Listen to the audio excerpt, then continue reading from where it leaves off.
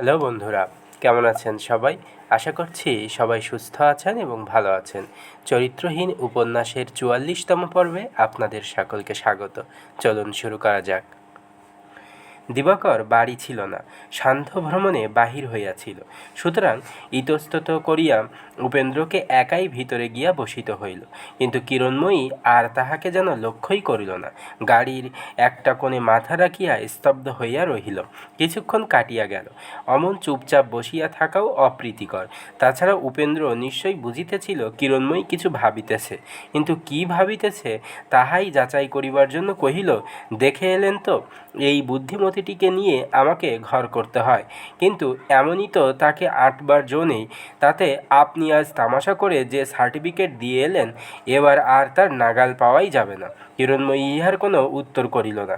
একটুখানি অপেক্ষা করিয়া উপেন্দ্র হাসিয়া কহিল, কিন্তু এইখানেই এর শেষ নয় বৌঠান। ও এত বড় বোকা যে জন্মাবধি কখনো মিথ্যা কথা বলতে পারে না। কিরণময়ী তেমনি নিস্তব্ধ হইয়া রহিল। উপেন্দ্র বলিল, কেন জানেন? একে তো ৩৩ কোটি দেবদেবতা তাকে চতুর্দিকে ঘিরে দিবারাত্রি পাহারা দিয়ে আছে। তাছাড়া যা ঘটেনি সেইটুকু সে নিজের বুদ্ধি খরচ করে বানিয়ে বলবে, সে ক্ষমতাই ওর নেই। কিরণময়ী রুদ্ধ কণ্ঠে সংক্ষেপে কহিল, ভালোই তো। উপেন্দ্র কহিল, অতটাই যে ভালো তা আমার মনে হয় না বৌঠান। সংসার করতে গেলে একটু আধটু মিথ্যার আশ্রয় নিতেই হয়, যাতে কারো কোনো ক্ষতি নেই, অথচ একটা অশান্তি, একটা উপদ্রব থেকে রেহাই পাওয়া যায়। তাতে দোষ কি? আমি তো বলি বরং ভালোই। বেশ তো, শেখাতে পারো না?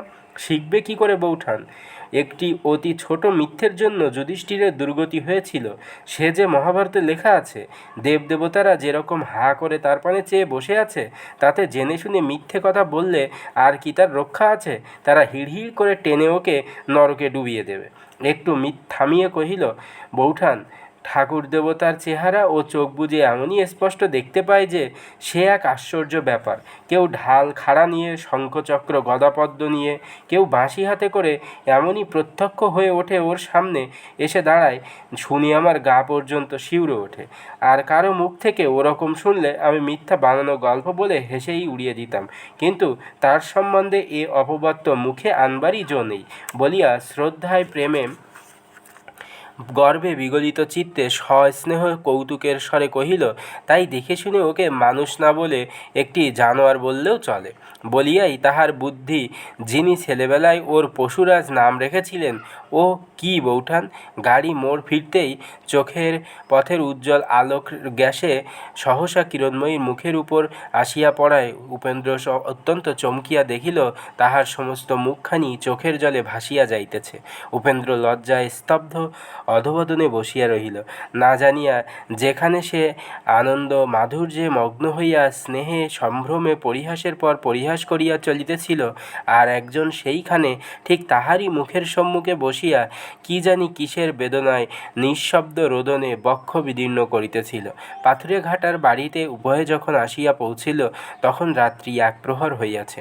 প্রায় সমস্ত পথটাই কিরণময়ী মৌন হইয়াছিল, কিন্তু ভিতরে পা দিয়াই হঠাৎ অত্যন্ত অনুতপ্ত কণ্ঠে বলিয়া উঠিল, আমার পোড়া কপাল, কেবল ঘুরিয়ে নিয়েই তো বেড়াচ্ছি, কিন্তু এতক্ষণ পর্যন্ত এক ফোঁটা জলটুকু যে খেতে পেলে না ঠাকুরপো, তা আর এ হতভাগীর চোখে পড়ল না। হাত মুখ ধোবে? তবে থাকগে, আমার সঙ্গে রান্নাঘরে এসো, দুখানা লুচি ভেজে দিতে 10 মিনিটের বেশি লাগবে না। তুই কাঠের উনুনটা জেলে দিয়ে তবে বাড়ি যাস ঝি। যা মা, চট করে যা, লক্ষ্মী মা আমার। ঝি কবাট খুলিয়া দিতে আসিয়াছিল এবং অমনি ঘরে যাইবে ভাবিয়াছিল, কিন্তু আদেশ পালন করিতে আবার তাহাকে উপরে যাইতে হইল। সদর দরজা বন্ধ করিয়া সে দ্রুতপদে চলিয়া গেল। কিন্তু এই লুচি ভাজার প্রস্তাবে উপেন্দ্র একেবারে শশব্যস্ত হইয়া উঠিল। তীব্র প্রতিবাদ করিয়া কহিল, সে কিছুতেই হতে পারবে না বৌঠান। আজ আপনি অত্যন্ত শ্রান্ত হয়ে পড়েছেন, আমি ফিরে গিয়েই খাবো। আমার জন্য কোনো মতেই কষ্ট করতে পারবেন না। পারবো না কেন? উপেন্দ্র কহিল, না না, সে কিছুতেই হবে না, কোনো মতেই না। কিরণময়ী মুচকি হাসিল, হাসি মুখে বলিল, তুমি ঠাকুরপো বড্ড যশের কাঙাল, এত যশ নিয়ে রাখবে কোথায় বলো তো? সহসা এরূপ মন্তব্যের হেতু বুঝিতে না পারিয়া উপেন্দ্র কিছুটা বিস্মিত হইল। কিরণময়ী কহিল, তা বই কি ঠাকুরপো, তোমার পরোপকারের যশ এমন নিঃস্বার্থ, এমন নির্লিপ্ত হওয়া চাই যেন স্বর্গে মর্তে কোথাও তার জোড়া না থাকে। আমাদের জন্য তুমি যা করেছো ঠাকুরপো, তাতে আমি বুক চিরে পা ধুইতে দিয়ে গেলেও তোমার আপত্তি করা সাজে না। আর তুমি এই দুটো খাবার তৈরি করে দেওয়াতেই ঘাড় নাড়ছ। ছি ছি, কি আমাদের তুমি ভাবো বলো তো, মানুষ নই আমরা? না, মানুষের রক্ত আমাদের দেহে বয় না? উপেন্দ্র অত্যন্ত লজ্জিত ও কুণ্ঠিত হইয়া বলিল, এসব কোনো কথা ভেবেই আমি আপত্তি করতে চাইনি বৌঠান। আমি শুধু কি ঠাকুরপো, তবে বুঝি ঘরে ফেরবার তাড়াই কি বলছো না বলছো হুঁশ ছিল না? উপেন্দ্র বাঁচিয়া গেল। পরিহাস আবার সহজ পথে ফিরিয়া আসায় সে খুশি হইয়া সহাস্যে কহিল, ও বদনামটা আমার আছে বৌঠান, সে আমি অস্বীকার করতে পারিনি, কিন্তু এখন সেজন্য নয়। যথার্থই আমি ভেবেছিলুম আজ আপনি বড় ক্লান্ত হয়ে পড়েছেন। ক্লান্ত হয়ে পড়েছি হলুমই বা, বলিয়া কিরণময় পুনরায় একটু হাসিল। তারপর সহসা গম্ভীর হইয়া কহিল, হায় রে, আজ যদি আমার সতীশ ঠাকুরপো থাকতেন, তাহলে নিজের কথা আর নিজের মুখে বলতে হতো না। তিনি সহস্র বদন হয়ে বক্তৃতা শুরু করে দিতেন। না ঠাকুরপো, আমার নিজের তো ওসব শ্রান্তি ক্লান্তির শখ করবার অবস্থাই নয়। তাছাড়া বাঙালির ঘরের কোনো মেয়ের পক্ষেই ও বদনামটা বোধ করি খাটে না।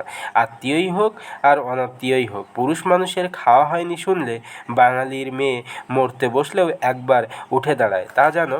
উপেন্দ্র একবার হাসিয়া কহিল, জানি বৌকি বৌঠান, বেশ জানি, স্বীকার করছি অপরাধ হয়েছে। আর না, খিদেও পেয়েছে, চলুন কি খেতে দেবেন। এসো বলিয়া কিরণময়ী পথ দেখাইয়া রান্নাঘরের অভিমুখে চলিল। শাশুড়ির ঘরের সম্মুখে আসিয়া দৌড় ঠেলিয়া উকি মারিয়া দেখিল উনি অকাতরে ঘুমাইতেছেন। রান্নাঘরে আসিয়া সতীশকে যেমন পিঁড়ি পাতিয়া বসাইত, তেমনি করিয়া উপেন্দ্রকে বসাইল। ঝি উনুন জ্বালিয়া দিয়া অন্যান্য আয়োজন করিতে গিয়ে বাহির হইয়া গেল। কিরণময়ী তাহার এই নতুন অতিথির প্রতি চাহিয়াতে কহিল, আচ্ছা ঠাকুরপো, আমার কষ্ট হবে বলে না খেয়ে চলে যাবার এই যে প্রস্তাবটি করেছিলেন, সেটি যদি আর কোথাও আর কারো সামনে করে বসতে, তাহলে আজ তোমাকে কী শাস্তি ভোগ করতে হতো জানো? উপেন্দ্র বলিল, জানি, কিন্তু এখানে তো আর সে শাস্তি ভোগের ভয় ছিল না বৌঠান। ঝি ময়দা থালাটা রাখিয়া চলিয়া গেল। কিরণময়ী সম্মুখে টানিয়া লইয়া নতমুখে মৃদুস্বরে কহিল, বলা যায় না ঠাকুরপো, কপালে শাস্তি লেখা থাকলে কিসে যে কি ঘটে, কোথায় এসে কোন ভোগ ভুগতে হয়, আগে থাকতে তার কোনো হিসেবই পাওয়া যায় না। অদৃষ্টের লেখা কি এড়ানো যায়? যায় না ঠাকুরপো, তারা আপনি এসে ঘাড়ে পড়ে। উপেন্দ্র রহস্যটা ঠিক বুঝিতে পারিল না, শুধু কহিল, তা বটে। কিরণময়ীও তখনই আর কোনো কথা কহিল না। একবার শুধু উপেন্দ্রর মুখ পানে চাহিয়াই নত করিয়া ময়দা মাখিতে লাগিল। বোধ করি সে যেন চুপি চুপি হাসিতেছে। কিছুক্ষণ নিঃশব্দে কাজ করিতে করিতে হঠাৎ এক সময় চোখ না তুলিয়াই কহিল, আচ্ছা, আজ এত ঘটা করে বউ দেখাতে নিয়ে যাবার অভিপ্রায়টা কি ছিল এখন বলো দেখি? উপেন্দ্র একটু আশ্চর্য হইয়া কহিল, ঘটাপটা তো কিছুই করিনি বৌঠান। কিরণময়ী বলিল, তবে বুঝি আমার বলতে ভুল হয়েছে। বলি, এত রকমের ছলছাতুরি করে যাওয়া হলো কেন? উপেন্দ্র কহিল, ছলছাতুরি বা কী করলুম? কিরণময়ী কহিল, এই যেমন বোকা টোকা নানা রকম কথার বাঁধুনি করে, কিন্তু মিছে কতকগুলো কথা কাটাকাটি করে আর কি হবে ঠাকুরপো? সে বউটিকে বোকা বলেই যদি জানতে পেরে থাকো, ও বউটিরও তো কতক পরিচয় পেয়েছ, অত সহজে ভোলাতে পারবে বলেই কি মনে করো? তা না, তা করি না। কিরণময়ী মুখ তুলিয়া চাহিল, কারণ যেমন লঘু করিয়া উপেন্দ্র জবাব দিতে চাহিয়াছিল, তেমনি করিয়া পারে নাই। অনিচ্ছা সত্ত্বেও তাহার কণ্ঠস্বর গম্ভীর হইয়াই বাহির হইয়াছিল, কিন্তু কিরণময়ী তাহা লক্ষ্য করিয়াছিল কি না জানিতে দিল না। তেমনি সহজ পরিহাসের স্বরে কহিল, তবে? উপেন্দ্র নিজের কণ্ঠস্বরের গাম্ভীর্য অনুভব করিয়া মনে মনে লজ্জা পাইয়াছিল। এই অবকাশে সেও নিজেকে সামলাইয়া ফেলিল, হাসিয়া বলিল, বৌঠান, আপনাকে ফাঁকি দেওয়া কি সহজ কাজ? কিন্তু ছলচাতুরি না করলে তো আপনি যেতেন না। আমি যে কত বড় নির্বোধকে নিয়ে ঘর করি সে তো দেখতে পেতেন না। কিরণময়ী কহিল, সে দেখে আমার লাভ? উপেন্দ্র বলিল, লাভ আপনার নয়, লাভ আমার। সবাই নিজের দুঃখ জানিয়ে কম করে ফেলতে চায়, মানুষের স্বভাবই এই। তাই ছলছাতুরি করে যদি কিছু ক্লেশ দিয়েই থাকি, তো সে আপনার দয়া পাবার জন্যই, আর কোনো কারণে নয়। কিরণময়ী কিছুক্ষণ চুপ করিয়া রহিল, তারপরে কথা কহিল, কিন্তু মুখ তুলিয়া চাহিল না। কহিল, আর যে পারি নে ঠাকুরপো, এই ব্যাস্তুতির পালাটা এইবার বন্ধ করো না। তোমার নির্বোধটিকে নির্বোধ বলে যদি কম ভালোবাসতে, তাহলেও না হয় আর কিছুক্ষণ শোনা যেতে পারত, একটু দয়া ও হয়তো পেতে। কিন্তু সতীশ ঠাকুরপোর কাছে যে আমি সব শুনেছি, বেশ তো, ভালো না হয় তাকে খুবই বাসো, কিন্তু তাই বলে কি এমন করে ঢাক পিটিয়ে বেড়াতে হয়? একটু বাদ বাঁধবাধকই করে না। বন্ধুরা, আজ এই পর্যন্ত। পরবর্তী পর্ব আপনাদের জন্য আগামী দিন নিয়ে আসব। ততক্ষণ পর্যন্ত সবাই সুস্থ থাকবেন, ভালো থাকবেন। ধন্যবাদ সকলকে। শুভ সন্ধ্যা।